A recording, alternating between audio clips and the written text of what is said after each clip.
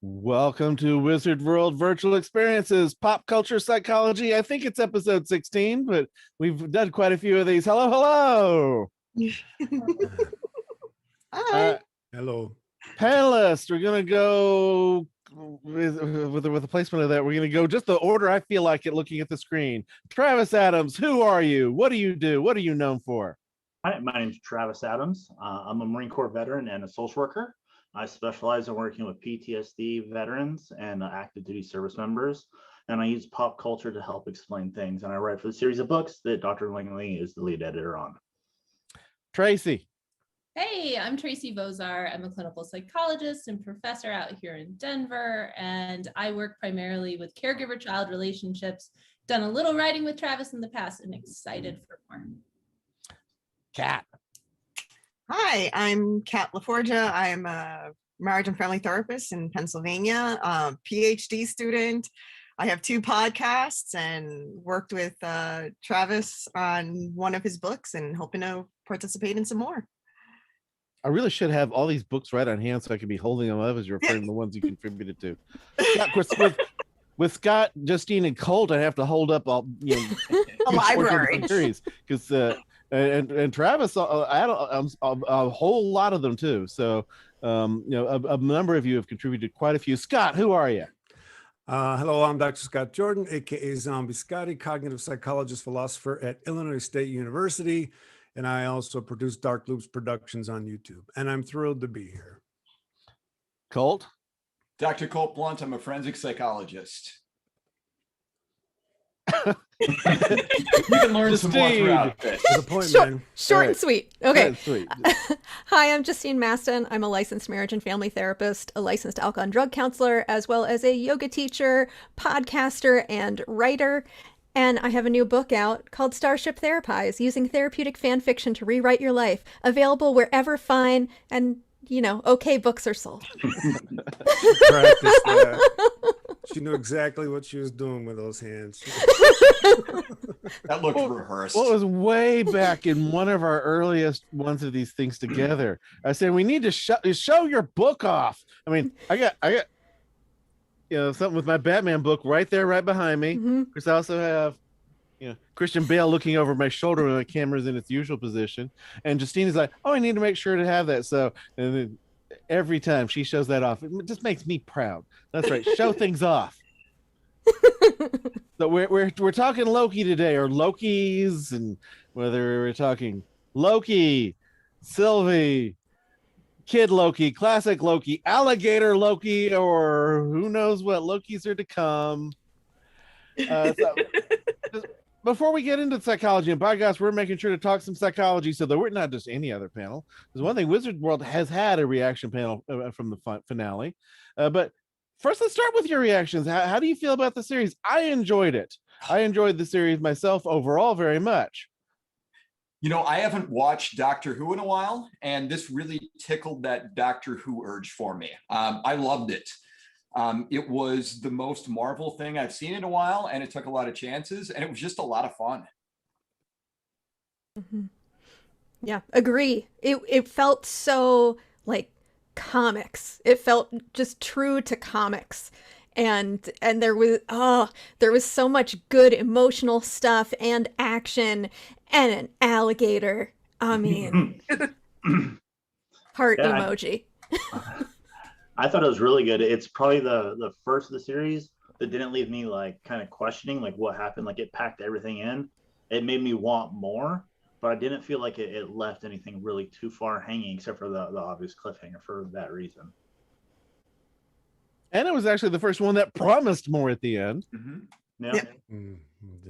And the production value on everything. I mean, it was just visually gorgeous. The soundtrack was incredible. The acting, the directing, it just start to finish, absolutely incredible. I was really impressed. And the complexity of the relationships and the characters, I just cannot wait for season 2, and was so excited to be learning about this whole different multiverse and the different Loki. I mean, fascinating, fantastic.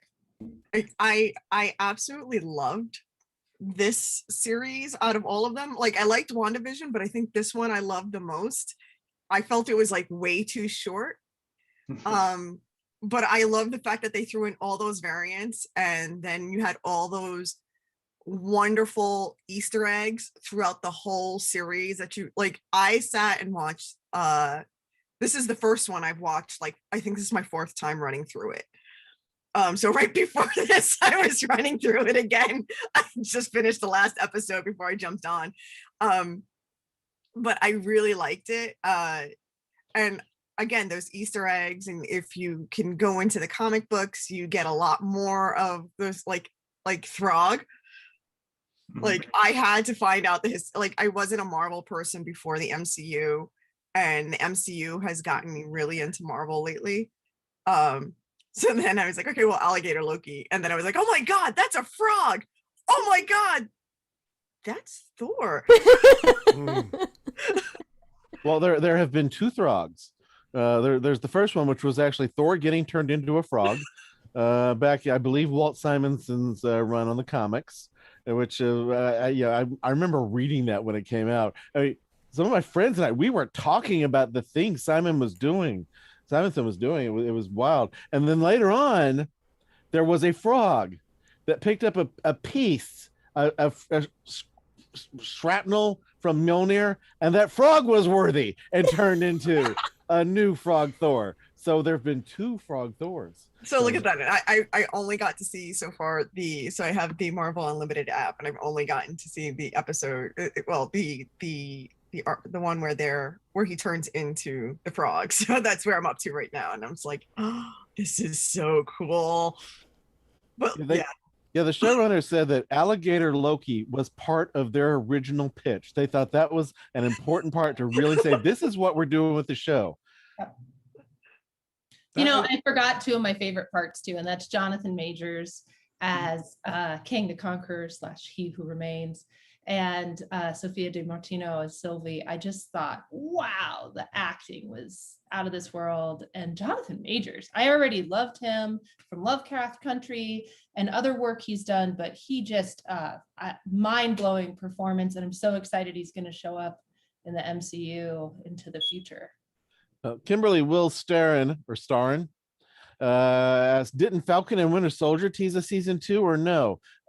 It ended with a different title. Mm-hmm. It ended saying Captain America and the Winter Soldier at the end of that final episode, because that's what it had become. It's never seen a series that changed its title at the end of the last episode before. And then they had an announcement that they were going to do a movie with Sam as Captain America. That announcement was not stated in that episode. Wasn't the teaser with the Contessa and no, that was in the episode. I forget what their mid-credits teaser was. We actually did not really get a mid-credit scene at the end of Loki. It had its announcement about season 2. Hopefully anybody coming to watch this has seen the whole thing before they come to listen to us talk about it. Yeah. It's a big story. It is, and it's actually it continues a theme that we saw in Wanda. It continues a theme that we saw in Falcon and the Winter Soldier. And my understanding is that Loki was actually supposed to be released first. At least I don't know where I heard that. But, you know, in Wanda, you see a brilliantly portrayed version of trauma. And then when this white sorceress comes out of her trauma, she just kind of takes off. So accountability becomes an issue, right? And then in the Falcon and the Winter Soldier, it's just a little more straightforward, the history of Black America, right? And I got to say, I'm watching this one. So I podcasted this one, and I love the first episode. I have to say, we kind of found ourselves a little annoyed by the degree to which Mobius was insulting to Ravonna, the number of times that B-15 was kind of bamboozled by people.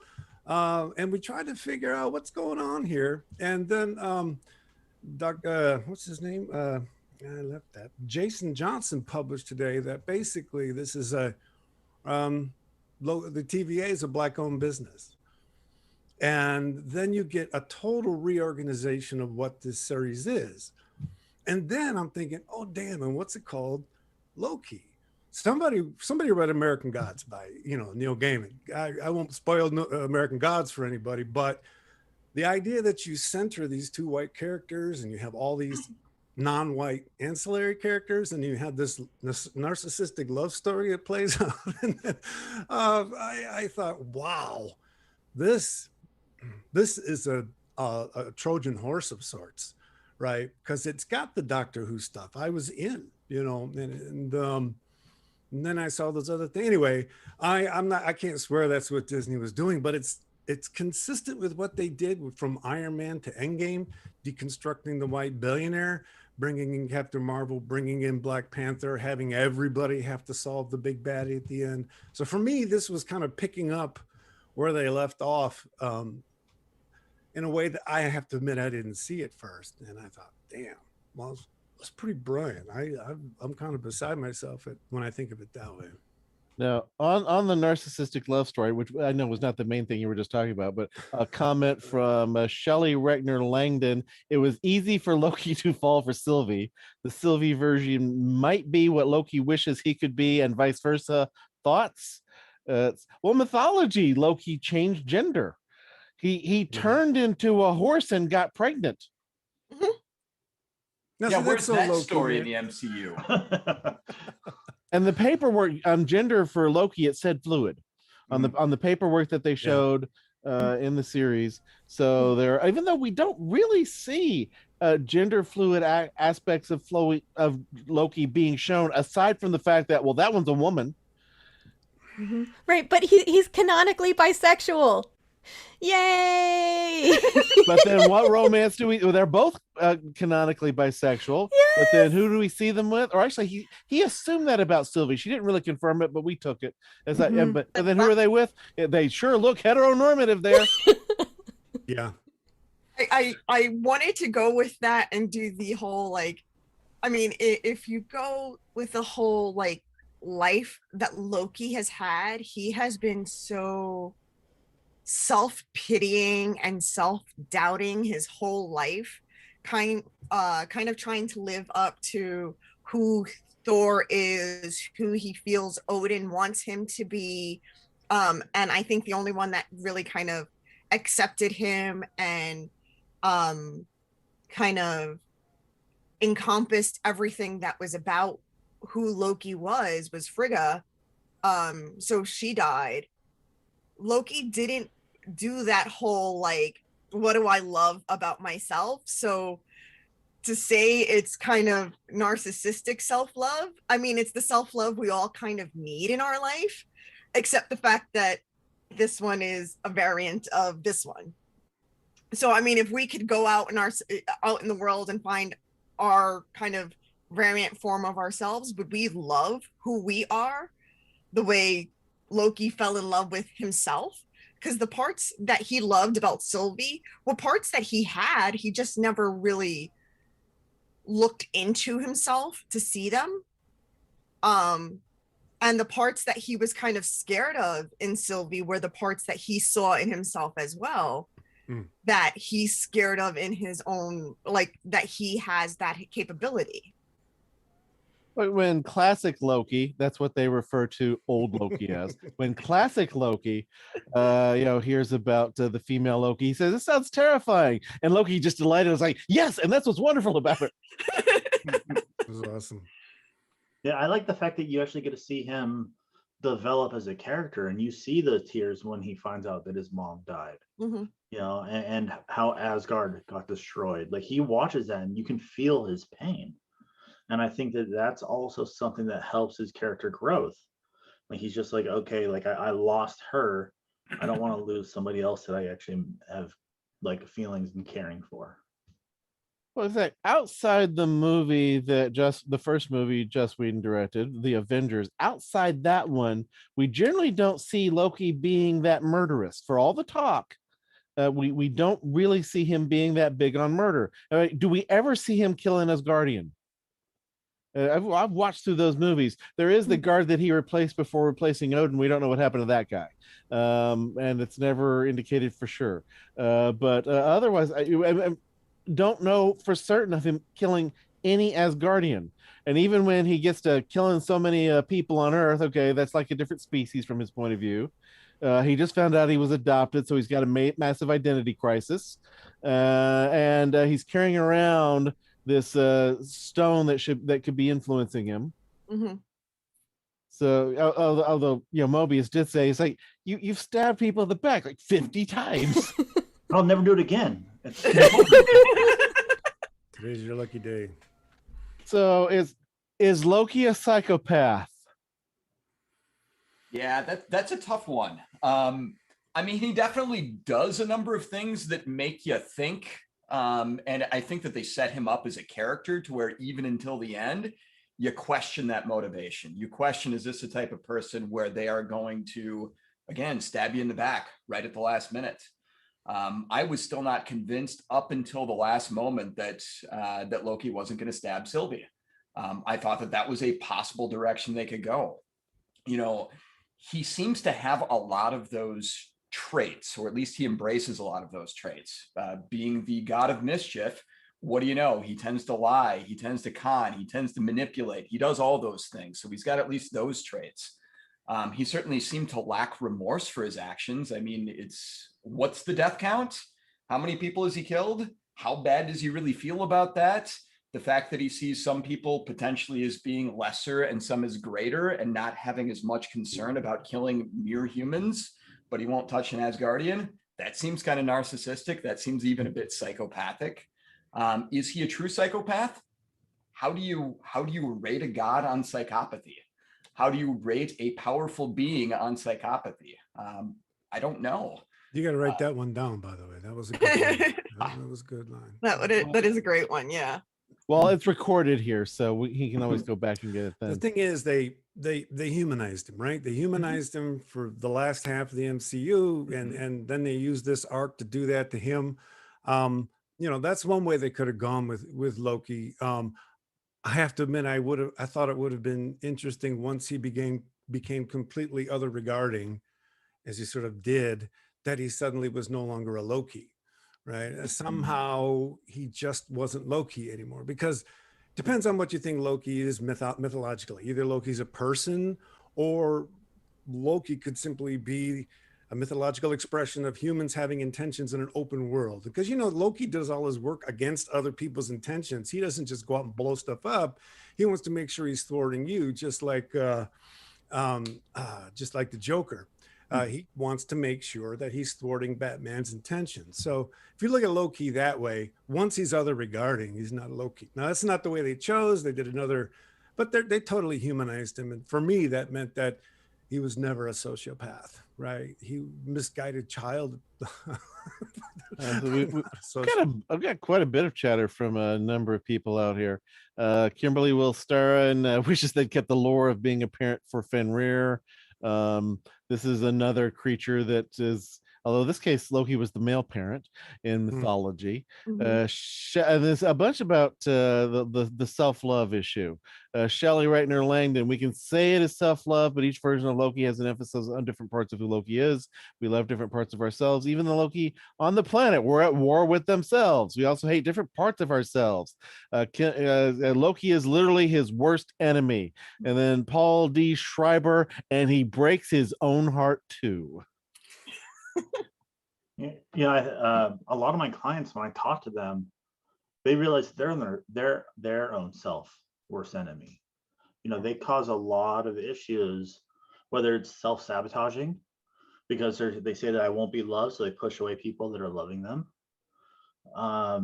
or even just putting themselves in situations that only re-traumatize them. Oftentimes they tend to put themselves there because they don't value themselves as much as they value other people.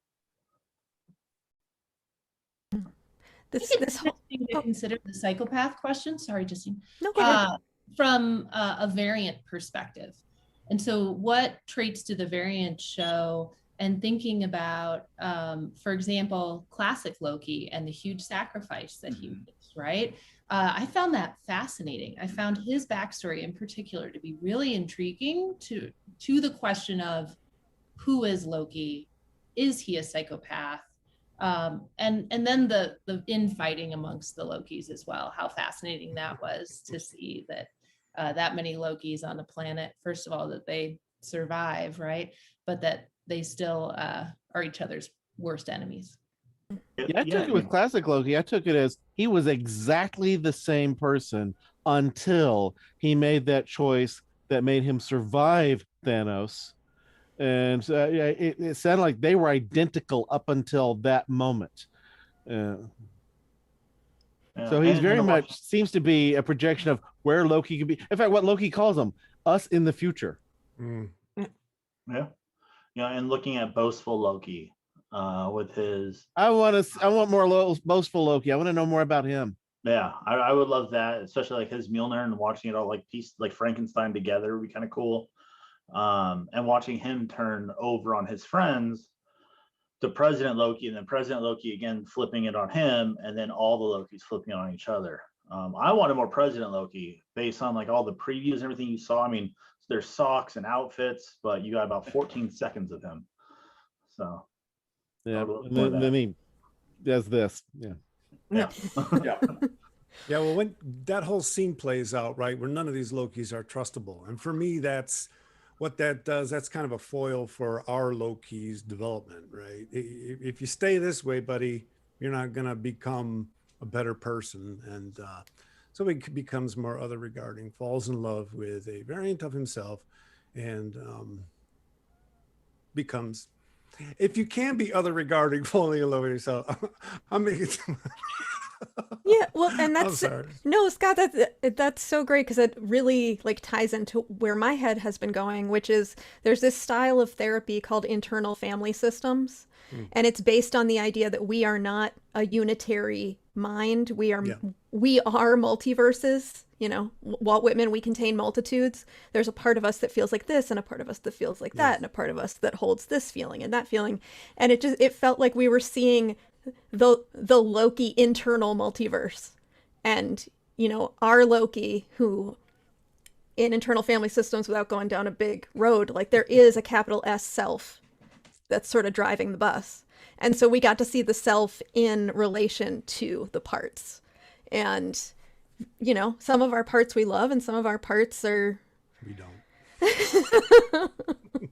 less how many are alligators. Yeah, exactly. I wonder how many of those Lokis turn out to be well-adjusted, pro-social individuals. They're the first to die when they get to that crazy world at the end, and we don't get to see them. We don't know their story. Goliath just ate them. Boom. Or the others stabbed them in the back. Maybe what does the Loki prototype look like? What is the Loki Prime like? Do we know? And who really is Loki Prime? That's another good line. You would have to assume that there's got to be one. Yeah, unless maybe the world doesn't have one. Maybe in the world, Loki Prime gets killed early, young, isn't a factor. What if Sylvie was the real Loki Prime? Could be.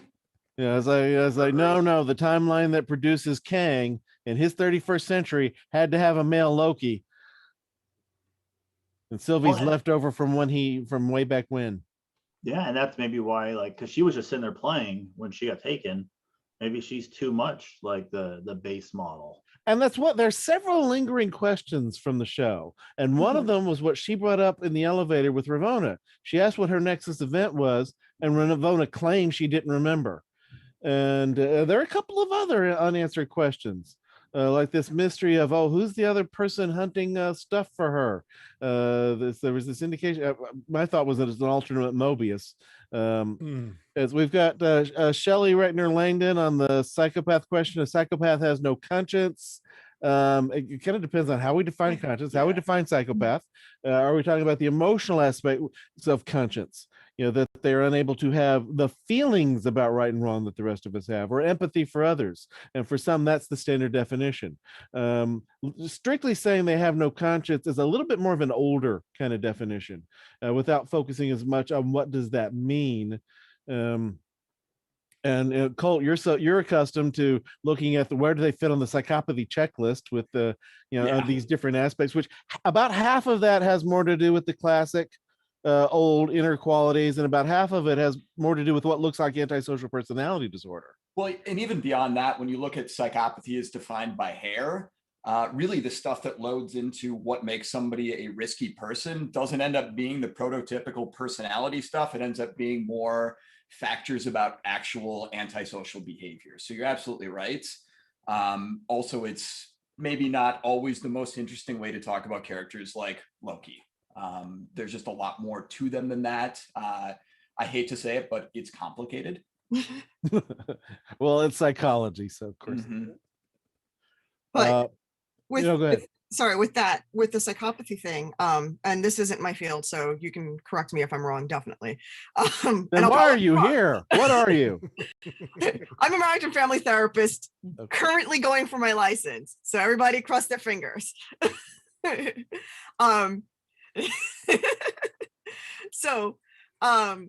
with that, when we even saw Loki, like starting from the first Thor movie, I mean, he was more calculated, he was more resigned, whereas when we saw Thor in the beginning, he was very reactive to everything that was being thrown at them. So when they found out that Loki does the long play, he was the one who snuck in, and I hope this isn't spoilers for anybody, because I don't know why you're here if you haven't seen the first Thor. Inexcusable. So he's he snuck in the frost giants from Jotunheim, and he's playing that long con. And I think it goes back to what you said, Colt. We can't really do the whole like judging him based on what we would judge sort of a human, because he's classified as a god. So if he's classified as a god, I mean, what would we classify him for psychopathy? I mean, we can't use those same traits. But with that, he does that long thought out process of, I want the throne and this is what I'm going to do. But even at the end of Thor, and even actually we'll see it more in like Dark World, after he finds out he kills his mother, that he knows the difference between right and wrong. He makes those decisions. He deliberately makes those decisions but the thing is, it's for what he thinks is right. So I think I deserve to be the king of Asgard, Midgard, wherever. And he does what he thinks is going to be correct for those people. So in Avengers, he thought that if he became the king of all Midgard, so Earth, he was doing what would be right for those people, because they were just going to war all the time and always declaring war. So if he became the king of Midgard, he can say, nope, nobody's going to war unless I'm dictating it. So again, it's just that, like, what's his process thinking for what's right, what's wrong.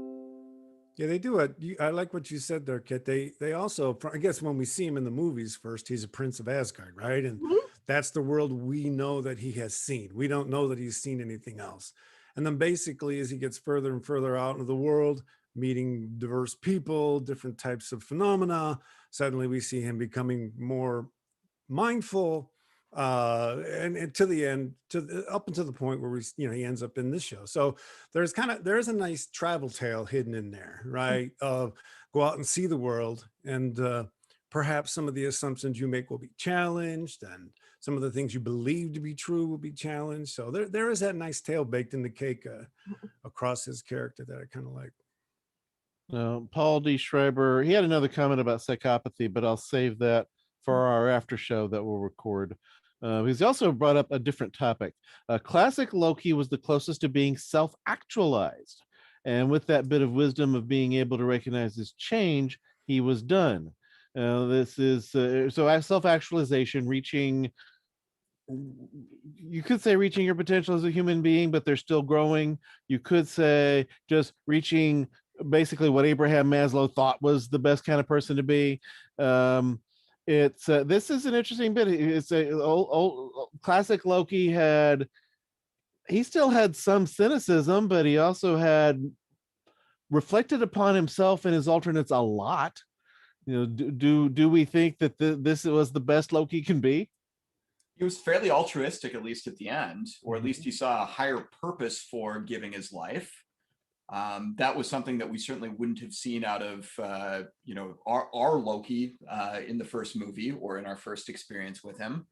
And it's interesting to me that the thing that really got him into trouble was that he recognized what he had lost and he tried to make that contact with his brother. And that was the piece. You couldn't do that. You had to prune him at that point. Which really makes me wonder again, what was the whole purpose? Like, what is the Loki that they really, what is Loki Prime? What were they trying to create? What Loki needed to exist in the universe to maintain this facade?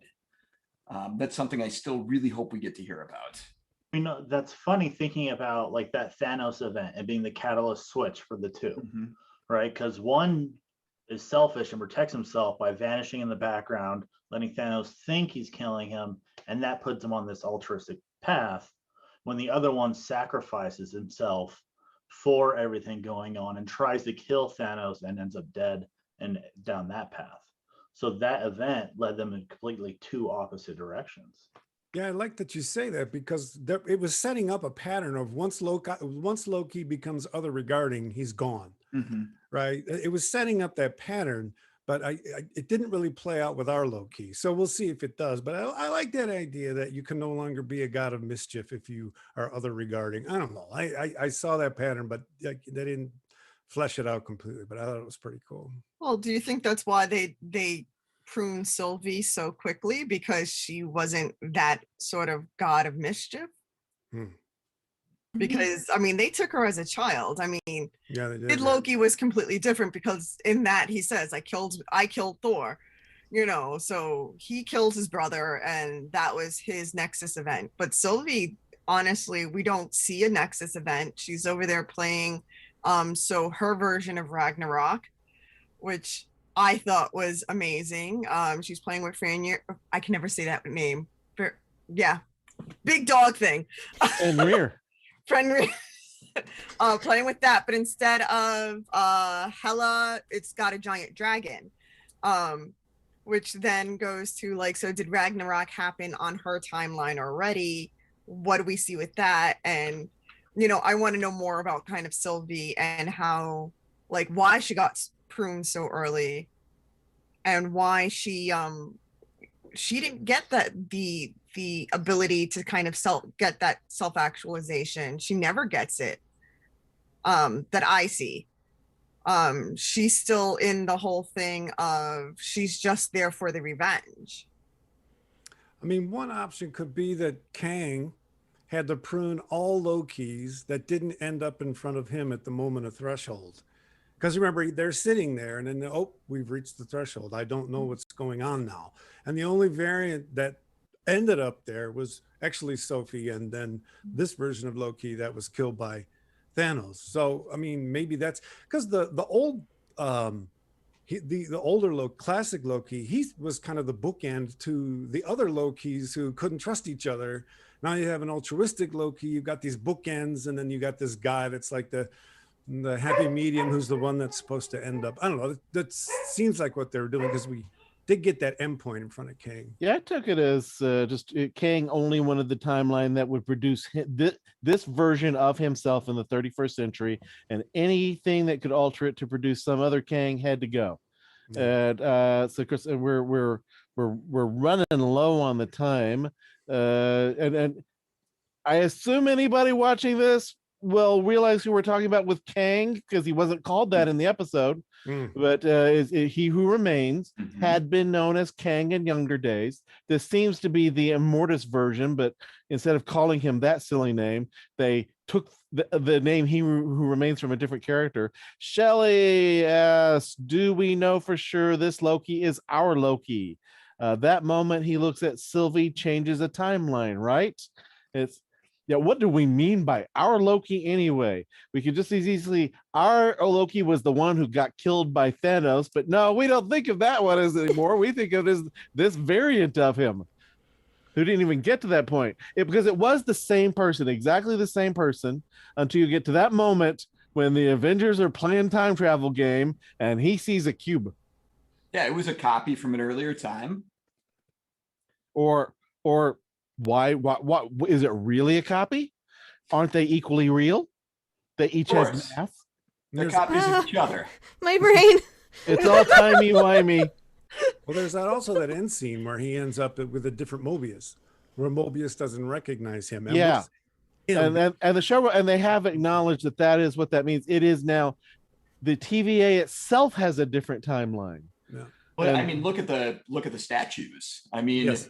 All those like weird faceless distorted statues clearly looked like Kang the Conqueror there now in that last scene. Mm-hmm. Yeah, so we don't just want Loki to figure out how to work things out with Sylvie. We want him to get back to the Mobius who's his buddy. Yeah, they need to go on jet ski rides together. 100%. Like, I need an entire episode of that. That's when you know the show is not over. They reach those end credits and there has not been a jet ski. I really can't believe that wasn't the final end credit scene. I cannot believe that they that's what I was expecting.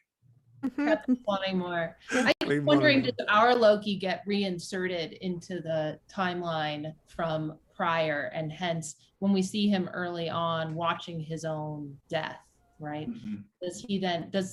Do we get back on a timeline? Of course, this is going to take years and years to know. And then you get into the complexity of an alternate timeline for the TVA itself, when they've been supposedly immune to this timeline stuff. But now we're stepping outside our psychology, I guess. Then there's psychology. Why do we wonder about this? But we're pushing it on the time. So at least for the live stream, we need to be wrapping it up. So and we can keep talking in ourselves. But so where can folks find any of you online? Travis. You can find me on Twitter at @themarine_peer, PEER, and at panels like this with Dr. Langley. Tracy. On all social media as either my last name, Vozar Crew, or Crew Vozar, Crew spelt the NOLA way, KREWE, and whenever I get to hang out with you all here online. Kat. You can find me on Instagram and Twitter at KATMFT. Scott. You can find me on Twitter at @dark_loops, or you can go to YouTube and type in Dark Loops Productions. Colt. I'm on Twitter at Dr. Blunt4, at DRBLUNT, and the number 4 because the first 3 were taken already. And I'm sure they're all psychologists. Justine. You can find me on Facebook, Instagram, and Twitter at Mind Body Fandom, because I take a holistic approach to healing, mind, body, and fandom. And you can pick up Starship Therapies using therapeutic fan fiction to rewrite your life wherever books are sold. And I am Dr. Travis Langley on Facebook and Instagram, at Superherologist on Twitter. Next week, we'll be running the back half, our after show from last week's Black Widow, where we include the part where we include the spoilers, because last week's was spoiler free. And then week after that, I get back to Saturday for July 31st because it's an anniversary. We'll be talking about Harry Potter fandom at the end of this month. And so, Bye. Bye. Where were they? Actually, this is a toolbox.